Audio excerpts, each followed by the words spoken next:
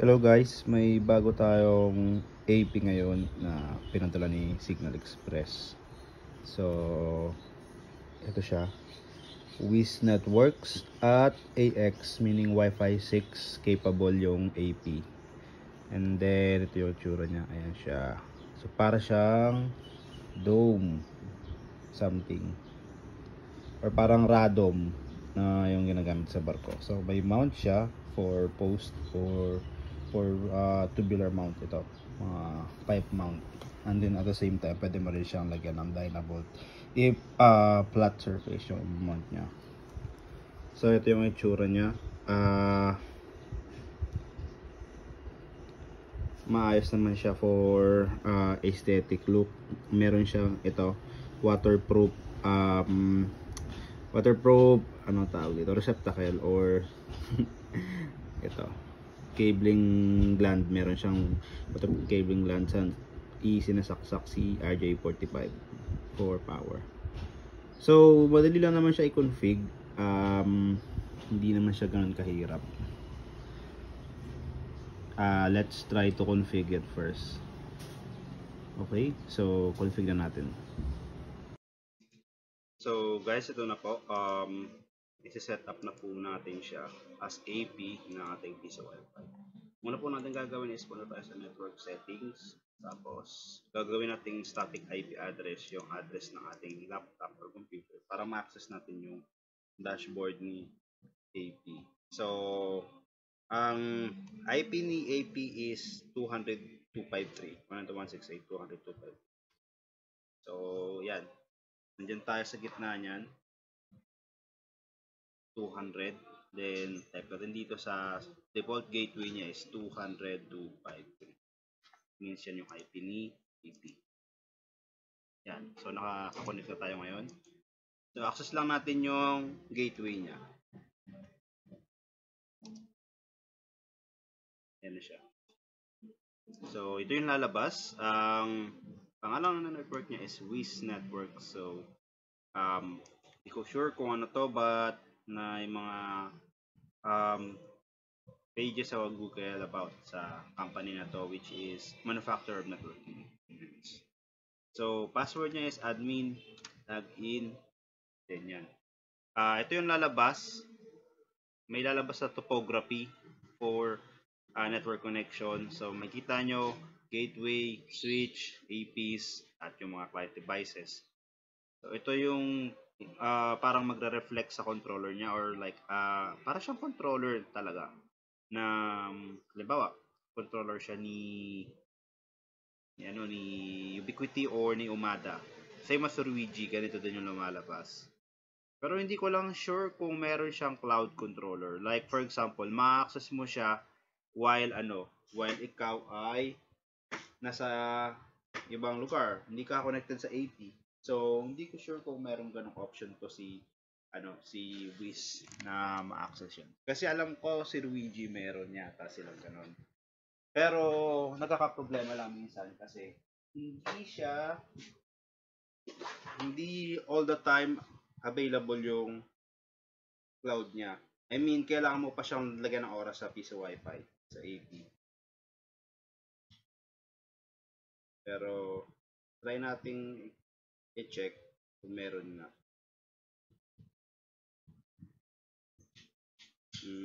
Fortunately, parang wala akong nakikita na sa Google ngayon. So hindi ko sure, pero yun, wala siyang cloud controller. But anyways, ito na yung setup niya. So setup natin siya as AP. So halimbawa network name, ano ba yung network name na gusto mo? Sabihin ko sa akin j_piece of Wi-Fi. So password, ito password to ng admin. So SSID, kopya mo lang to. Then security open, siyempre open tayo. Then, Philippines. UTC natin is Taipei. Hanapin natin dito. Kung meron. Taipei. Create network and connect. Kaya natin siyang ma-configure. Makikita na natin yung laman ng dashboard niya. kung ano yung mga features niya as AP.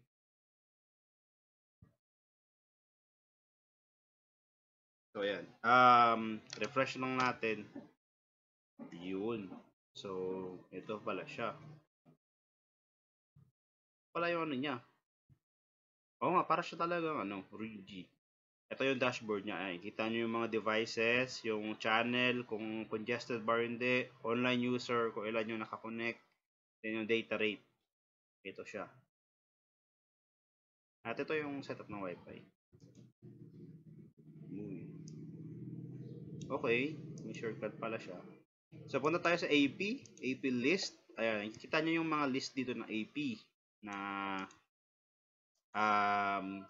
currently nakakonect sa sa controller niya or sa cloud. Ay, hindi, sa controller lang pala. Kasi itong AP na ito, may built-in controller siya. Ito.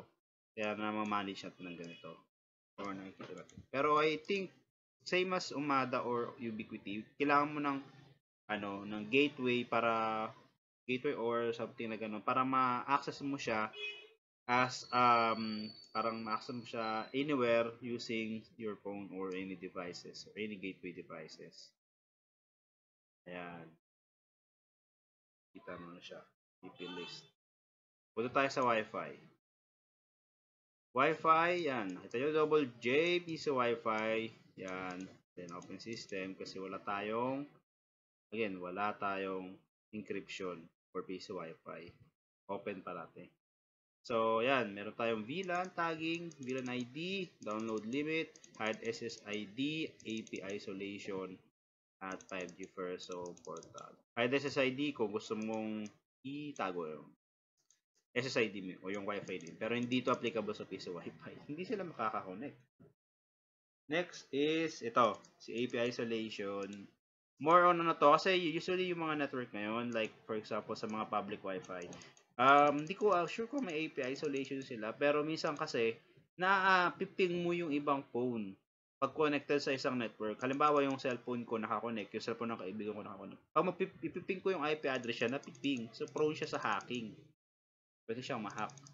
So 5G first, terminal first association 5G, yan. Siguro band steering to. And portal, so, yun, pwede kang gumawa pala ng dito, ng voucher. Ayun. Parang siya, parang tipil ni Komada, yung pwede kang gumawa ng voucher for, tawag dyan, for piece of Wi-Fi. Parang stand-alone siya. So, Wi-Fi list, ayan siya. Guest Wi-Fi, ayan. So, wala naman masyadong features dito na nakakalito. Yan, nakakonect ng mga Wi-Fi clients. Nakikita mo siya. Radio, ayan. Client count limit niya, 128 pala pwedeng kumonect. At the same time, 128 din sa 5G. So, sa blacklist, whitelist, wala pa tayo currently dito kasi wala naman tayo ibablock unless may ginawang kalokohan yung mga IP address. Guest config, verification method. One-click authentication, edit natin. Okay. Ito lumalabas. Jump after. Okay, ganito siya. Connect.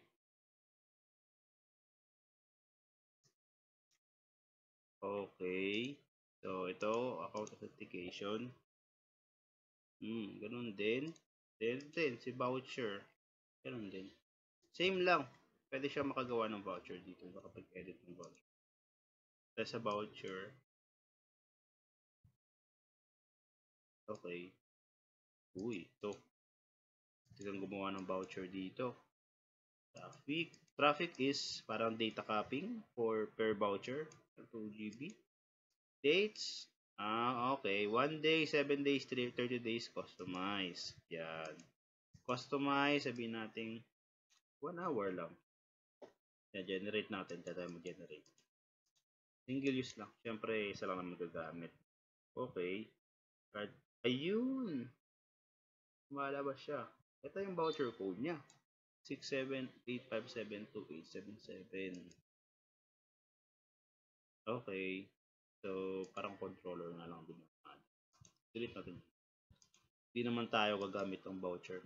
Meron tayong sariling piso. Bridge. Currently wala kasi hindi kompleto yung topography. Switch wala din. Settings, time, password, reboot, reset, upgrade. So yun lang guys yung features niya sa dashboard niya. Next is i-check natin yung capacity niya as an AP kasi it says sa'yo na AX siya. So currently AX is more than a gigabit speed dapat yung pwede niyang, theoretically mas mataas sa gigabit speed yung pwede niyang maibigay sa mga devices. If yung halimbawa internet nyo is more than gigabit, 2 Gbps, ganun. So naka AX siya, mas stable siya sa mga devices or naka Wi-Fi 6 siya.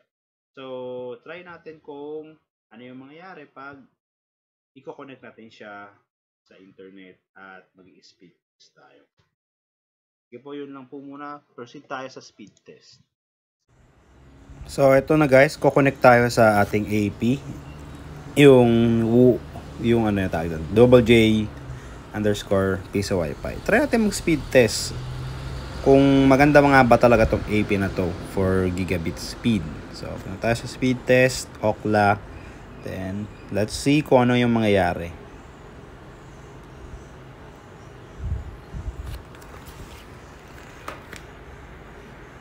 So, yan yung nakukuha niyang speed. Ang bilis din naman siya. Stable siya.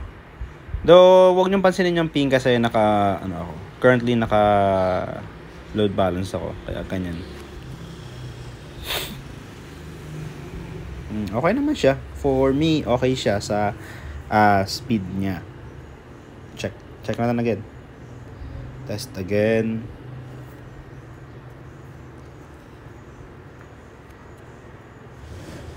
Ayan. Let's see kung anong mangyayari.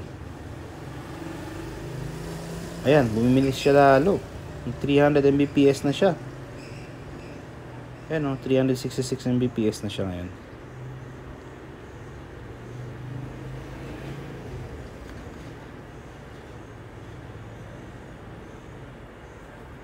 .58 Mbps siya.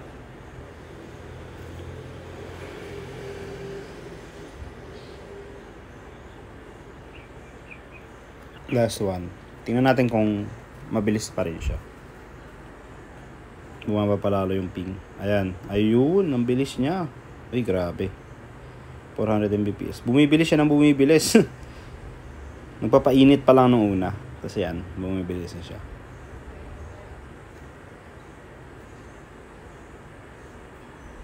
Ayan na.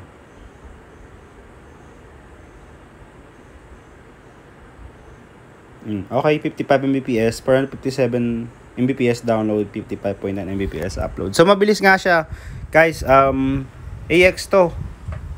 At ang maganda pa dito is siya, design for outdoor, IP rated, IP54 something up na rating niya. So maganda siya, and design siya for outdoor. Also nakita nyo kanina sa devices niya yan, or sa device na yan, meron siyang heatsink sa labas.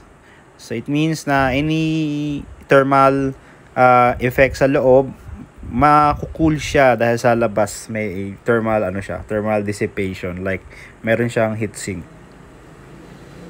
So yun lang guys, next natin gagawin is deployment ng AP na to.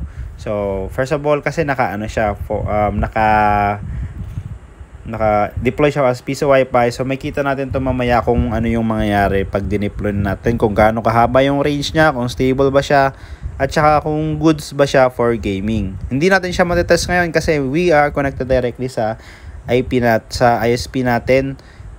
Malalaman lang natin yan mamaya pag nakakonect na siya sa Pisa Wi-Fi, kung maganda ba siya as AP or hindi.